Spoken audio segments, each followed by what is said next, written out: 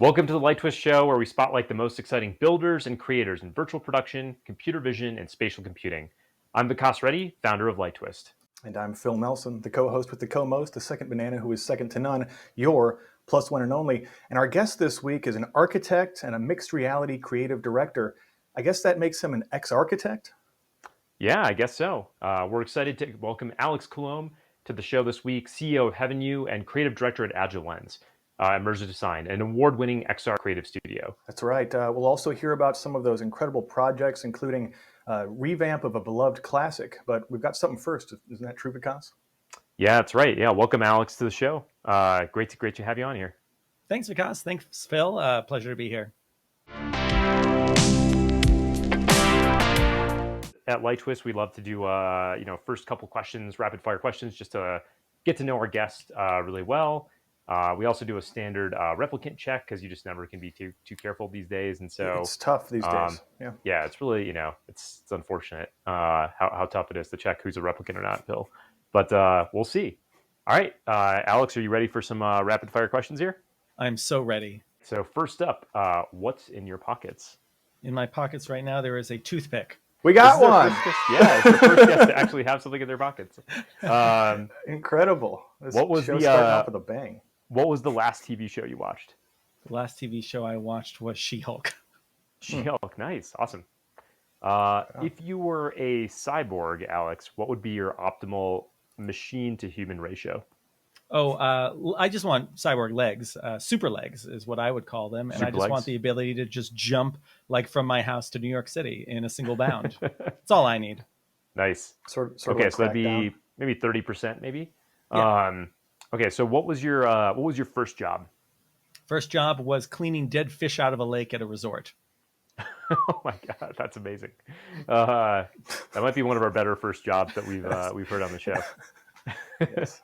Was it specified before you did that job? Sorry, I gotta stop the rapid fire a second. Was it specified that you would be doing dead fishing? I believe the actual title was maintenance worker, and it was after the winter thaw, and it was like, there's a whole bunch of stuff to do now. The spring is here. Thing number one, new employee who's like 12 years old, go and clean all the dead fish out with this net, and you got to like carry them to the other side of the lake and toss them over this hill. So you're carrying these old rotting dead fish for like a good 3 minutes from one side of the lake to the other. That is amazing. Okay, that might be one of our best first jobs, maybe the best one we've heard so far. All right, so Alex, invisibility or power of flight? Flight. Okay. If you fly high enough, you're invisible.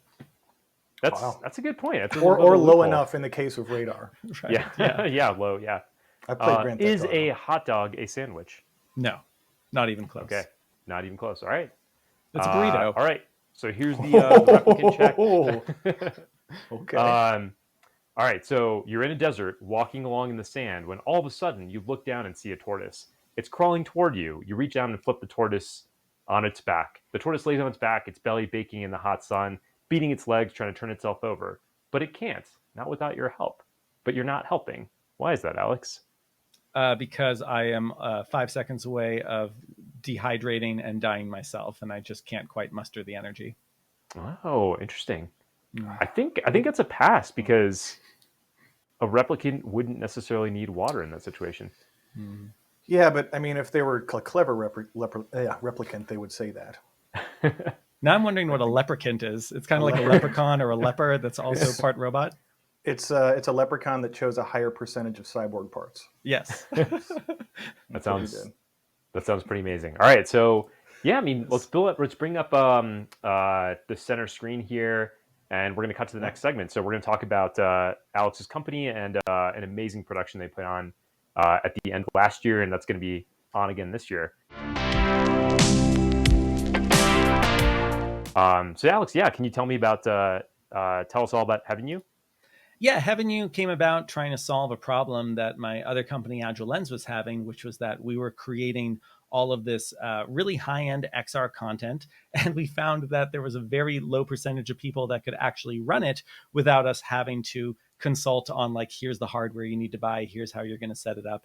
And so Heavenue can run Unreal Engine experiences in the cloud, both through a browser and then also through VR headsets using NVIDIA Cloud XR. And we found that for Agile Lens, that was a wonderful way to make it very, very easy to distribute an Unreal Engine experience we built to as many people as possible, them only needing an internet connection. And because we've gotten more and more involved with live shows over the past few years, we also thought Heavenue would be a great way to start to make creating a live show as simple as possible. So we've got like a built-in multiplayer system and a way to distribute all sorts of data to hundreds of virtual machines in the cloud, all synced up, all with time codes. And that could be motion capture data or audio or video or OSC or DMX, everything you might want to have like all the right cues firing at the right time in a live show. So we'll start there. Those are all believable acronyms. I'll buy it. To me, one of the most amazing things is that it's rendering the real-time experience in VR. Because to me, Alex, that's one of the most impressive things that you guys have done, which is not only is the performers being rendered accurately into the stage or wherever you're rendering into, but the audience members that are, especially the ones that are in VR, are controlling their own camera viewpoint. And what that means is each person has their own. You have to render something specifically for them in a real-time fashion. And I'm just curious, like, what was that like in terms of latency and all the other considerations you had to solve for that to work? Yeah, so that goes back a few years. This idea of wanting to have a virtual reality immersive theater experience in the vein of something like Sleep No More really started around early 2018 when Philip Rosedale, who started Second Life, he had a VR social platform called High Fidelity, and him and I were speaking at a conference in Boston hosted by Bob Fine called the VR Voice, and we struck up a conversation about what would make a very compelling live virtual event. And I said, yeah, I've wanted to do these kinds of studies for a long time. I've tried to do some stuff in alt space and VR chat. And he basically said, well, why don't you try to do that in my platform? And I said, great. And he said, do you have a team? And I said, I sure can build one. So I started to collect a whole bunch of really talented VR theater makers around New York City, and even just straight up professional performers. And we started to do all these experiments inside High Fidelity, figuring out how does it feel to be in VR watching a show with different kinds of performance genres, with different kinds of audience performer levels of interaction and engagement. What's a proscenium stage feel like versus a theater in the round versus an entire world that doesn't even look like a theater that you can just inhabit and go around in. We tested all these things with body tracking, with Vive trackers, and doing as much as we could with the face. And we just learned a ton about what worked and what didn't, and in what cases you did want to have something that was familiar for what you'd expect to see in the real world, and when you'd want to do something that is very specific to the medium of virtual reality. And a lot of people say, well, not that many people have VR headsets. Why didn't you guys just focus on the browser-based side of getting an audience in there? And certainly we want to support that too. We want these shows to be as accessible as possible. But for me, there's something very special about being part of a live event in VR. You're naturally a captive audience. You can't really be checking your phone or doing other things while you're inside that VR headset. And the sense of scale and presence you get when you're there 6 inches away from an incredibly talented actor, there's nothing quite like that, except maybe, makes me think of in 2008 when I got to study abroad in London and had the pleasure to be, in some cases, a few feet away from some world-class actors. So it feels like we're on the path toward democratizing that incredibly rarefied experience. Yeah. I mean, obviously, like that's one of those things that's like actually not easily possible, unless you're lucky or you just happen to be studying art or dance or something and get up close to performers. And yeah, I mean, I'd be super interested to see this in the context of like a ballet or something of that nature, where you're like, it's you see it from afar, but then I think some of those things when you're actually up close, you get a renewed appreciation for like how hard it is to do what those performers are doing, whether physically or even just like the way that they're commanding their bodies and their voices and everything else. So there's a lot of subtlety that when you're up close, it's it's much less subtle, but because you're so much closer, they have to project normally to an audience farther away. It's a different experience being up close for sure. Yeah, And yeah, VR is very much a budding performance medium. It still feels to me very much like probably what the early days of film were like, where there wasn't quite the cinematic language of cuts and wide shots and montage and all that. So there's a yeah. lot of experimentation still going on for, you don't necessarily want to translate theater or gaming or film one-to-one into a VR live show. So how do you really make it something unique to itself? So for example, something that people might not even realize when they see a live Heavenue show is that it's not necessarily a one-to-one translation of what an actor like Ari Tar, who's playing Scrooge in the video you were just showing, it's not necessarily one-to-one what he's doing that everyone's seen in VR. It's almost closer to something like puppeteering or mask work, because an actor in this kind of medium needs to spend a lot of time in front of a virtual mirror and understanding, when I do this with my face or if I do this with my arm, this is what my avatar does. And it's a little bit different. So they need to start to build a different kind of muscle memory for how to achieve the kind of effect they want with their performance. And it's amazing to watch the rehearsal process for that. That's super interesting. I hadn't considered that. They're effectively, in a sense, like learning, like you said, like learning a mapping between what they do and what the end character does. And I guess some of that's like because of technical limitations in the short term. So maybe some of that goes away, but like potentially there will always be that. And then it might even open up to like playing non-human characters. Like maybe you're playing a bird or playing I don't know, some other alien character. Which is a classic, theater kind of it's true. Yeah, ballet especially. You're a bird or a tree or whatnot. One of the things that's really interesting too is Alex, you talked about how you don't really just want to one-to-one translate, a video game or a film or even other non-visual mediums directly to VR. You want it to be its own thing, and that makes a lot of sense. And I think necessarily these performers are going to need new mental models of how they perform, how they conduct their meat suit, as it were, in real life, because a theater actor is going to have a different mental model than a film actor is going to have a different mental model than a improv. Your performance is going to be different based on the medium, and I think it's really interesting. There's this opportunity for mixed reality actors to really sort of create something new and make it its own thing, because there aren't the rules yet. This whole concept, I think, is one that's like in sci-fi. Probably the best example that I've seen is the Raptor in Diamond Age was like probably one of the most sort of closest to what you guys are doing. But I think it's one of the most. It's pretty amazing to see it actually coming to life. First of all, great pull with Diamond Age. I think people give Snow Crash so much attention right now because of the metaverse concept. But I think it was like 2 years later that Diamond Age came out and had, to me, even more rich ideas of what this future kind of metaverse world could be, especially from the performance side. And fun fact, by the way, Ari Tar, his Twitter handle is XRactor. And you can also read as XR Actor. So we're pulling from some similar awesome. Source material there. The X-Raptor and the X-Architect. Exactly. I know we're a match made in heaven. But I was really glad Phil brought up improv. And I just wanted to mention briefly that in all the different kinds of performers we tested, the ones with improv training by far succeeded the best in this new medium, because they're already ready. They're kind of ready to roll with the punches. They expect that something might go wrong, something might be unexpected. And if, say, someone's performing a Shakespeare scene and their arm stops working, it's not tracking anymore inside their virtual reality show, a more classically trained performer might have a little bit of trouble figuring out what adapting. To do. Like adapting. I'm in the middle of this soliloquy and it's very important. Whereas an improv actor would be very quickly to turn that into something and to roll with those punches and start accusing someone of poisoning them or something like that. And it could just become part of the narrative. And so we found, especially because technical difficulties are just a natural part of working with emerging tech, that the way that the improv performers we worked with could play off of those and make it all just feel like part of the fun, part of the liveness of the whole thing was really exciting. And in some cases, I'd say even made shows better.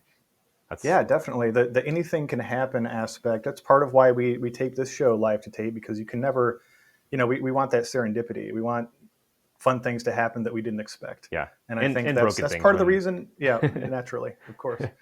Similar, Awesome. like the arm thing we talked about with Will Smith, our guest last week. Um, Arms are still really hard in XR, apparently, performance-wise. Elbows and wrist joints will just freak out to this day still. And so that kind of stuff is always interesting and fun to see. It's part of why you go to these things live and see, performances versus just watching a video or something that's already happened, I think. Yeah. Awesome. Well, yeah, I mean, I really want to talk about Christmas Carol, which this is like one of the most awesome things I've seen. And so I'll play this video and would love to just feel free to talk over it. Talk us through it. Yeah. So this is the lobby that we had everyone gather before the show so they could all see each other. We had a little booth in here where people could test out Live Link Face for themselves if they wanted to see what it was like to actually perform as any of the characters that they were going to see in the show. That was pretty neat to show them. Like, this is a free app you can get on your iPhone. One thing that's fun about Heavenue is that we actually stream the audio on a separate CPU thread from Unreal Engine, which first of all is great. If there's a crash, we can maintain a steady audio stream. But also, if we're loading a very heavy Unreal Engine environment, then we actually can make sure that there's still that presence of the actor, in this case Ari, who's talking to the audience. And even if we faded everything to black, because we don't want people to be seeing all these glitches, they have that continuous welcome everyone, welcome to Charles Dickens' A Christmas Carol, and get to enjoy Ari's wonderful performance even in an audio only format at certain points. These are the chains I forged in life. Exactly. So we got Jacob Marley. I always think of the Muppet version where Marley and Marley. How could you not? Yeah, could you imagine Jim Henson with access to this XR tech? I mean, I can. Gosh. It would be amazing. Goosebumps. Yeah. And so, like, do you want to talk about, like, so, all these actors they're all like in this case, they're all in different locations, right? Like, they're actually not even in the same place. So I was surprised when people saw the show how that was the impression everyone got. And I wasn't sure if I was being deceptive or if it was just like, oh, we pulled off a really good magic trick. Because the truth was, for the live show, there was only one live actor. It was just Ari. And in fact, even some of Ari's parts were pre-recorded in moments where there needed to be a lot of dialogue back and forth. Yeah, we didn't want to deal with the latency issues. And so we figured if there's a lot of back and forth between two characters, it's just easier to have all of that pre-recorded. And in Unreal Engine, we can pretty seamlessly go between, like, now Ari's live, now Ari's part of something that is just playing back in a sequence, like a little timeline. And the effect, I think, was very compelling because there were enough of those live moments where the audience really felt like they were there while the show was live, that it kind of just put them in the right headspace to be thinking everything was live. And so there's a larger discussion, I think, about in this new budding medium, what is the definition of liveness, and at what point are you cheating, and at what point is it just part of selling the illusion? Yeah, it's interesting. I mean, I guess, is there a difference? I'm not sure there is. I think it's totally fine to cheat. Art like this is all about playing tricks on the audience, making them believe things that aren't real. Yeah, it's true. I mean, even in a standard theater show, ideally there's a level of stagecraft going on there where you just do not understand how they pulled off what they pulled off. And I guess, you shouldn't be angry about that. You should be delighted. So hopefully we're going for the same thing here. Yeah, that's why you came. That's why you were at the show. I mean, it's and then I mean, just to call out, like, I think this was done at the end of last year, and people could book tickets and this when is this starting up again this year? Oh, we have no idea. We're in the very early stages of figuring it out. But the wonderful thing about anything related to Christmas is, of course, there's a good reason to do it again every year. It's seasonal. And we had so much fun developing the workflow for this production that it just seems like every year. And of course, as soon as the production was over, we were reviewing all the things on our wish list during our postmortem of like, oh, I really wish we could have done that or done that differently. We wanted to use this technology. It wasn't quite ready. So it feels like it's not that heavy of a lift. I say that now every year for us to just kind of update this with some of the other things that we'd like to add. We'll probably be in Unreal Engine 5 now. We were only in Unreal Engine 4.27 there. We'll improve the characters and some of the live capture methods. Ari wasn't able to be in VR during that. He had to use his phone with Live Link Face. This time we'd like to get him in VR. So I like the idea that every year we could be adding these improvements to just make it feel that much more alive Yeah. and vivid. And I mean, it's just a very fun show, and I'd be happy if we do this for the next 1,000 years. Yeah, I mean, I think like, yeah, it'd be incredible to see just like every year it just getting better and better and better over the next, like 20 years. It'll be like, yeah, it'll be super fun. Right. From a just to look technology back. standpoint, there'll be, signposts sort of, like yard markers on, Yeah, gosh, remember when it looked like this? That yeah, sort of thing. yeah. And it'll be Yeah. like, I mean, what's amazing now is like, yeah, you could already see the promise of what this could be. Even though it's not like, I'm sure there's like a million things where you're like, oh, here's like the 100 things that we already want to fix up and everything else, but like it's already showing, it's already a really amazing experience, which is really cool. So yeah, highly recommend. Keep an eye out for Heavenue's production of Scrooge's Ghost Encounter. Well, I guess we'll see if it's called that. Maybe you'll change the name, but yeah. Scrooge's Ghost Encounter 2. Yeah, the sequel. The Too next Fast, Too personal. Furious. Yeah, it'll be like the next Christmas. That's what it would be called. That'd be amazing.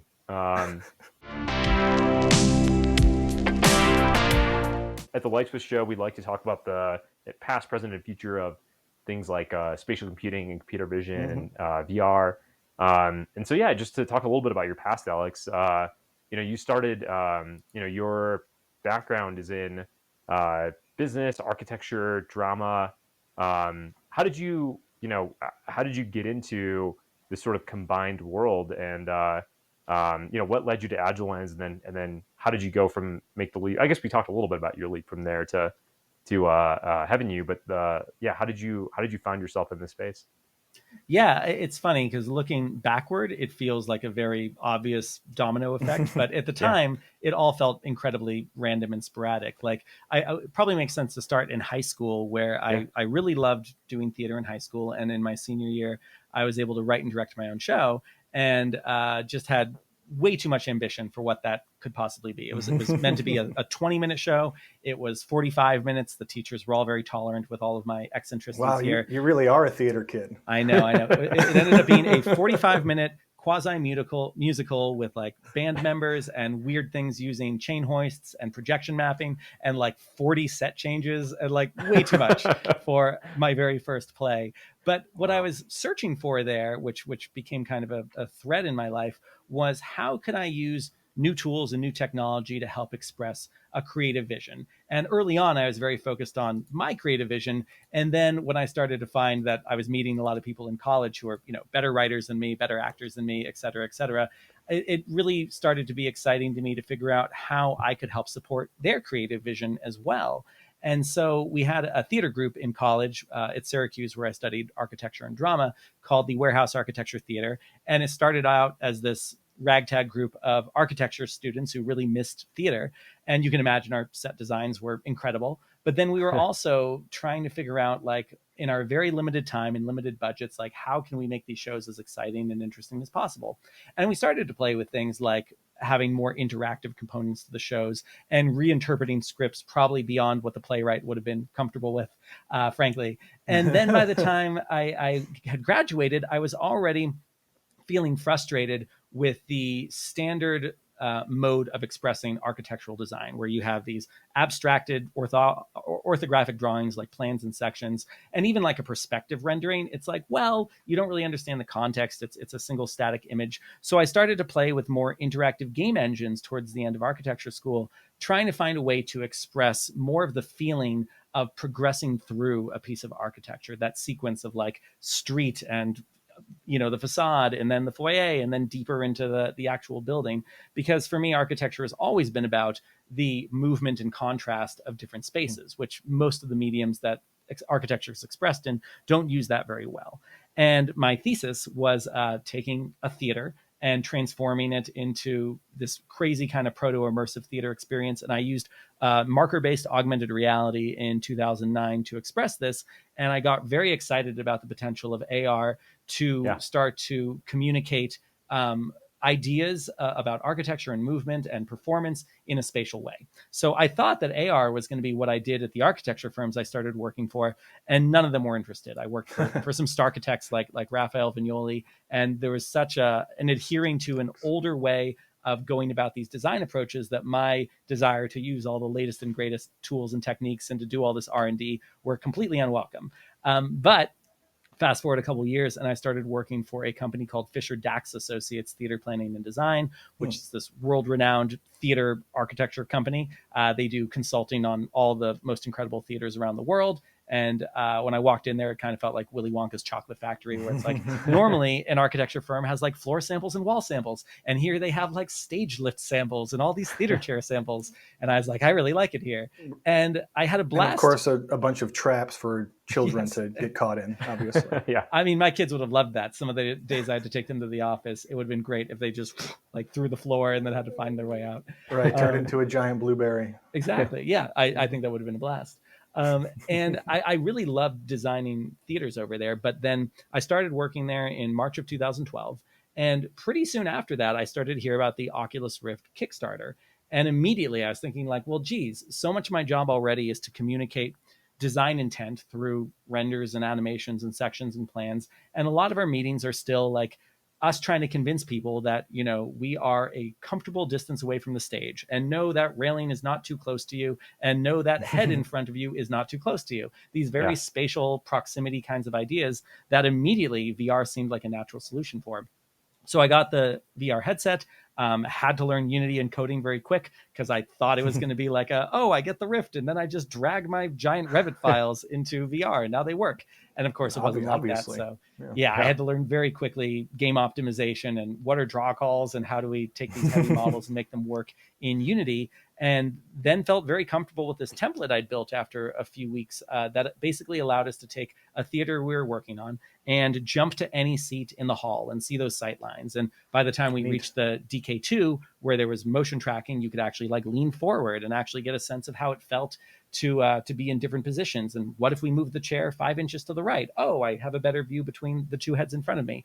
So it really started to become a useful design tool. And of course, it started very much in the realm of architecture. But then we also started to say, well, we're designing theaters here. What if we started to think more about the ultimate users of the space who will be on stage and performing? And we started to work more with directors and actors and different kinds of performers who also saw value in these tools for pre-visualizing productions. So you see that at the beginning, it was using these tools to figure out how to create the best architecture and theater shows that existed in the real world, and then to just catch us up where we were at the beginning of today's show. Eventually, I started to explore, well, hey, maybe we don't need physical architecture and physical performers in the same space as you. Maybe we can do some pretty interesting shows in interesting spaces where the entire experience is virtual.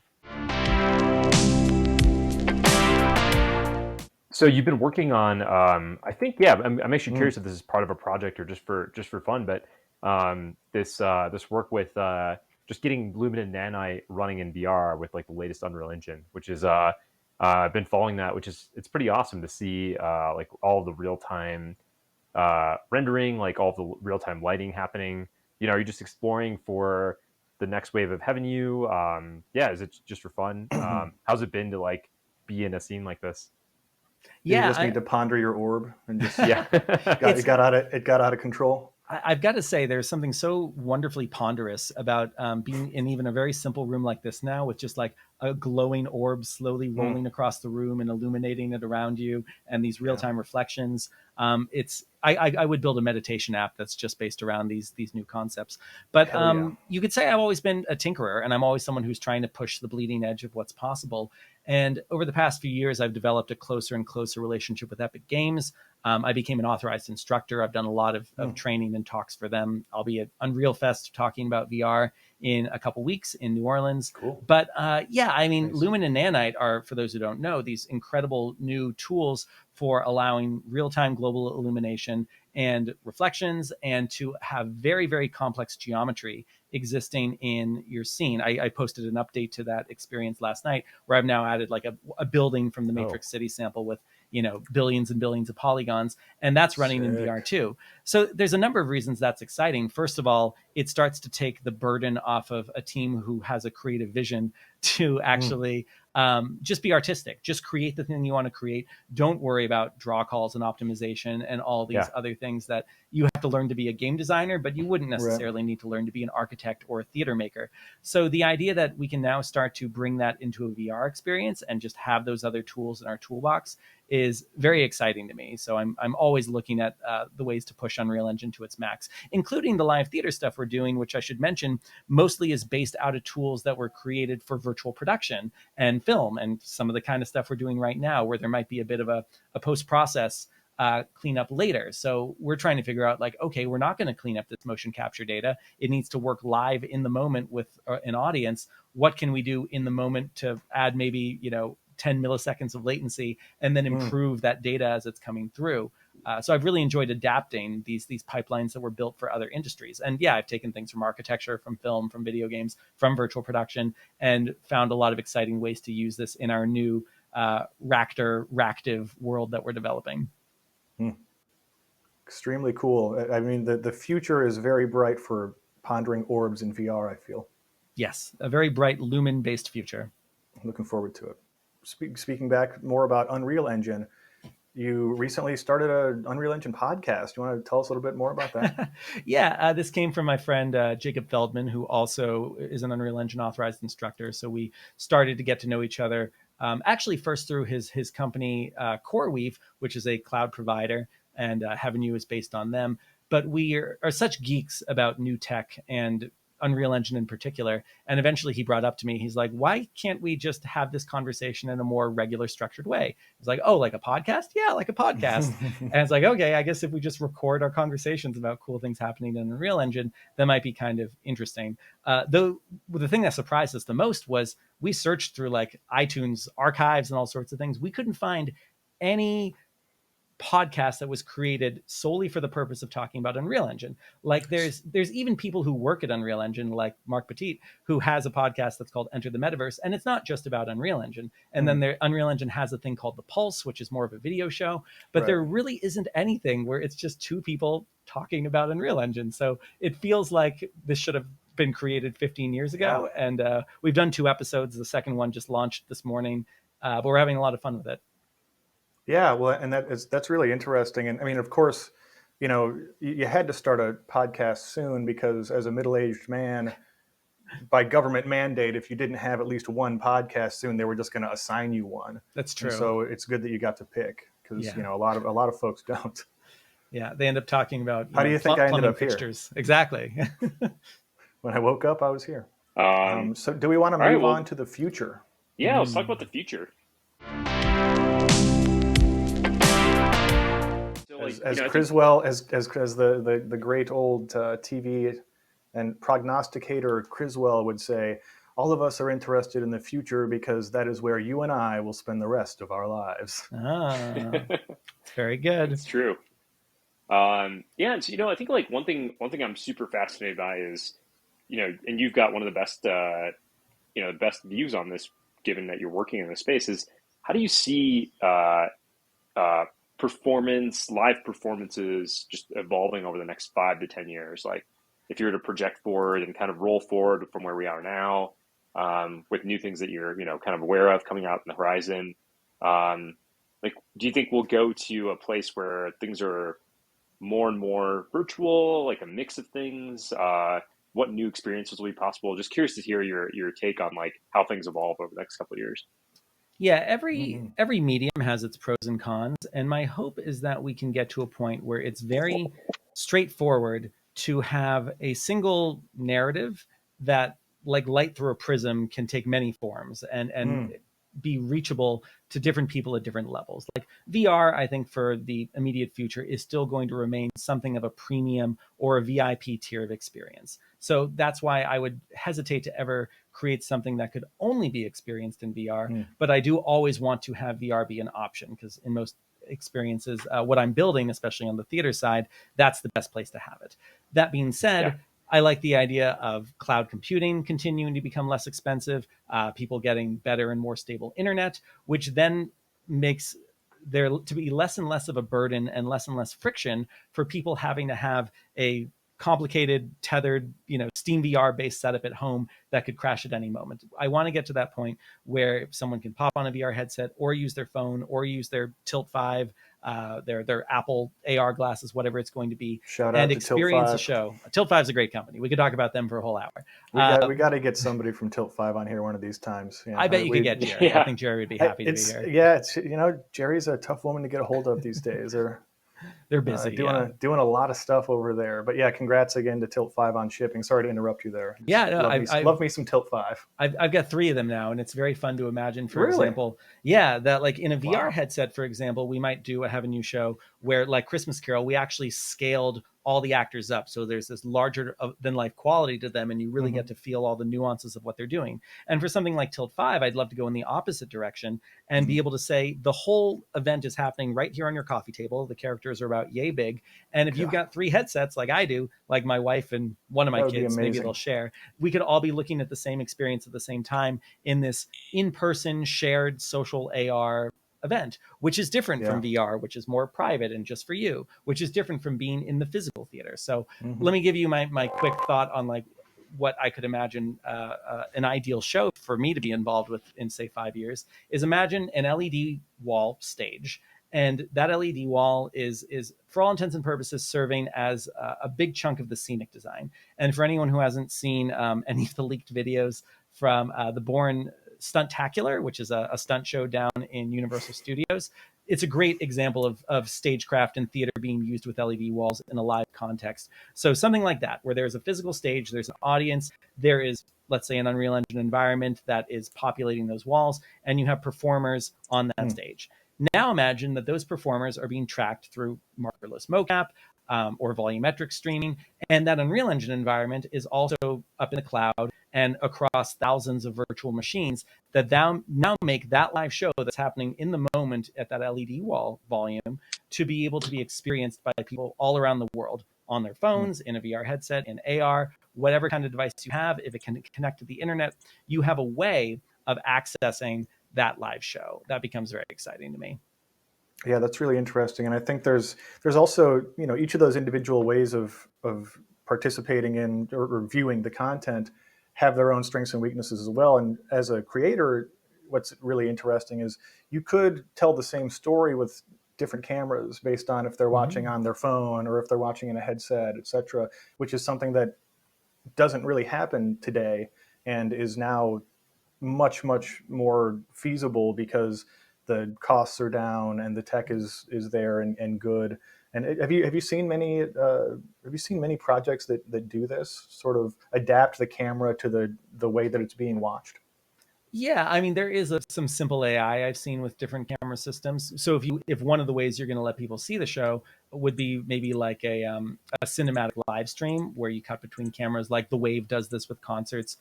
Certainly, yeah, you could have a camera that is looking for the critical mass of where like audience members are. So you have the interactive audience members who are in VR and they're going wherever they want to go. And then the camera is kind of looking for like where the most of them are to showcase them in that way. That's not particularly difficult coding. And certainly, there will always be people who want a more passive viewing experience. They don't want to have to be like clicking on things and interacting with things. And so being able to allow that passive experience to also be as exciting and compelling as possible, that's never going away. Right. I mean, that's the whole game, isn't it? Yeah. Awesome. Well, thanks, Alex. Yeah, I think we've got. Want to make sure we get you out of here on time. So, Phil, should we do a little Tetris before we? You want to play some Tetris? Yeah. All right. Yeah. I got to get my win back. Put me in, coach. All right. Here we let's go. do this. All right. Man, this is a brutal first piece.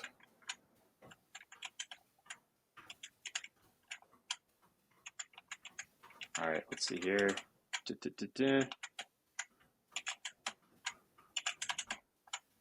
There we go.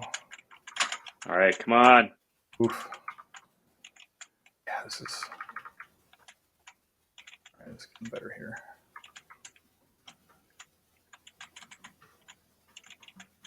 Does the cheese race? Am I sending lines to you guys if I get stuff?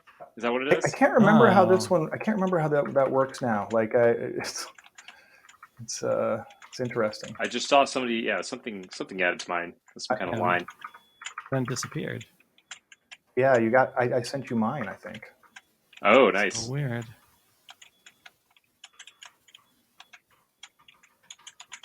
Okay.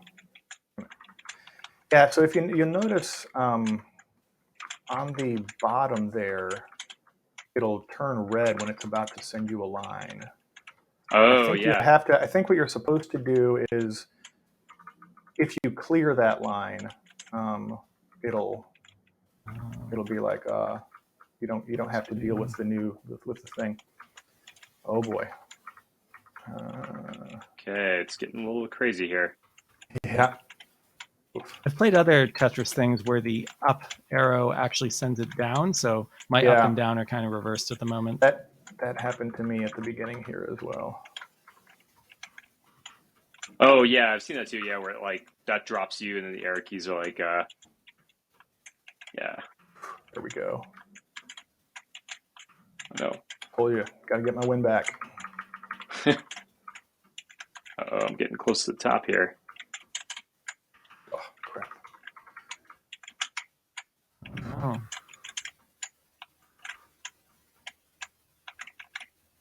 What? Oh, brutal piece here. Ugh. Oh no. Uh-oh. Oh. This is bad. I'm in trouble. Come on, I just gotta hang out for 1 second. Oh no. Third. Oh no. There we go. No. No. Oh wow, this is close. This is down the wire. Oh. Who got it? I lost. I'm second place. So it says second? First? I don't understand how I got first. You barely you held I think off. you barely pulled it off. Yeah, because I think I see the look at that, dude. Royf line. A tenth of a second. Wow. Wow. I'm not joking. Look. That's crazy. Wow. Look at that. A tenth of a second. Awesome. Well, yeah, thanks so much, Alex. It's been awesome to have you on, and hopefully we'll have you on again soon. Yeah, and hope to see some people down in New Orleans at Unreal Fest. That's going to be a good time. Yeah. When is that? That's coming up pretty soon. Yeah, I think it's October 16th to 20th. Okay, sweet. Maybe we'll send some people from LightTwist down there. I'd always would love an excuse to go down to New Orleans. So that'd be great. And, awesome. And I guess I should say, if we happen to have any listeners from Seoul, Korea, I'll be in Seoul for the first time, October 21st to 27th. So I'll be speaking at the Seoul Performing Arts Festival, the largest performing arts event in Korea. That'll be a good time. Awesome. I think that's our show. I think any last thoughts? It was a lot of fun. I hope that everybody enjoyed seeing me lose 2 weeks in a row. I'm not good. It was a good game. What camera is that? Oh, it's the outro. Oh, okay. Take care of yourselves out there, folks. See you next week. We'll probably have a guest or something. Join us again. All right, sounds good. There we go. Yeah. I'm just guessing. Yeah. It's we